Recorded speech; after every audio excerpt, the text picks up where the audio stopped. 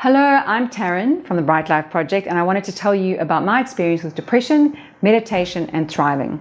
I'm not going to bore you with my big long story about my lifetime with depression. I'm just going to tell you about how I've experienced depression now and how I look at it as a best friend. I never wanted to go into medication for depression as I was growing up and as I was going through my 20s and my 30s because I saw medication as a failure. I thought that if I went into medication that I wasn't able to control my mind, which is something that I obviously promote a lot, and I've studied psychology, hypnotherapy, meditation. I've done a life coaching course. I've done cognitive behavioral therapy. I've even been to therapy myself. So I honestly believe that no one needs to go on medication, that we can all do this ourselves. But when I was about 37, I experienced a depression I could not control. Maybe I was 38. Anyway, that's irrelevant. And the depression was so bad, I eventually had to go into medication, and I had to concede, and I had to, tail between my legs and sort of, in my head apologize to everybody who I'd ever thought didn't need medication because I had to go on it. And I realized while I was on medication that although I felt a lot better emotionally, I did not like the side effects of that medication because I could not sleep. And if you don't sleep, you go crazy. I am in a creative role at work, and I found that my creativity was dulled. I also didn't have the same enthusiasm for life that I kind of naturally have. So I realized I had to go off medication. Oh my gosh. So to go off medication, I'm going to have to go back to that depression because I'm now not getting that sort of extra serotonin boost that was helping me stay away from, that sort of dark place. So I started doing a lot more reading. What more can I understand about depression that's going to help me stay off medication? And what I found is that meditation and depression for hundreds of years have had the same results. So if you meditate in a certain way, and you treat depression in a certain way with meditation, the results are always the same for hundreds of years. It's not like other topics like food, where, 100 years ago, what they thought was nutritious is completely different. Now, even 10 years ago or 5 years ago, it's always changing. The science is always changing. But with meditation, throughout history, it's been the same successful results. Now, I'm not just talking success as in you're not depressed anymore. I'm talking thriving. Like you actually move to the next developmental stage in your life. When I was studying psychology, I learned that we develop up to about the age of 24. Like there's all these child development stages, and we end at 24. So that implies we don't develop beyond that. But that's absolute rubbish. We are developing all the time. We're constantly moving to different levels of development in our life. And if you're not, you might not be reflecting enough on your life or on the types of thoughts that you have to help you develop. So I wanted to experience that. I wanted to get the wisdom and the insight and the development out of these depressions that I was experiencing. Because in the past, I was kind of either just bullying my way through it, or it was bullying me through that period. So I'd come out of that depression, and I'm sure you would have been the same, feeling like bruised and battered and almost defeated. Okay, I'm not depressed anymore, but wow, that was a tough beating, and now I'm going to have to start to rebuild myself again with what I have left. So instead, now, because of these experiences I've had with meditation, because I understand it so much better and how to treat it, I see depression as like a best friend, like a best friend that needs to have a difficult conversation with me. And it might take a while. It might not just be one conversation. It might be a few weeks of a conversation.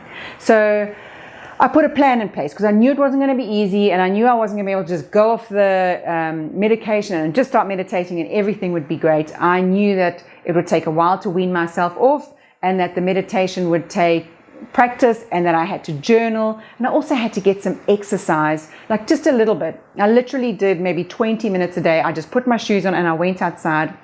I didn't run, I didn't go to the gym, I didn't force myself. I was just gentle, because that is the whole aim with meditation and depression, is to just sit with it. Stop trying to hide it or fade it or fix it. Don't try and bully it away. Don't try and ignore it. And for me, don't try and medicate it, because I had a bad experience on medication, and just relax with it and refuse to move. And just like you would with a best friend or a family member who's really down or in a really bad place, you just refuse to give up on that person.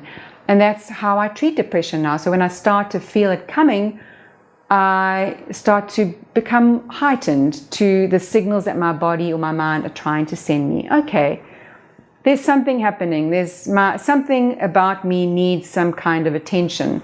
It could be career, it could be nutrition, it could be the types of thoughts that I'm having or a relationship in my life. So something is not feeling right and I need to pay attention. And I just sit with it. And sometimes I know it feels like this big wave and I can see this big wave coming and I know that it's going to be hard, but I also know it's going to be beautiful. And in those moments, in those meditations, in that time that I have with myself, I have insights and wisdom that I cannot get from anywhere else. Because what you have inside of you, the wisdom you have inside of you, is wisdom that has come with you your whole life, that has been through everything you have been through, that has understood everything you've had to experience and is able to formulate it or present it to you in a way that just makes so much sense.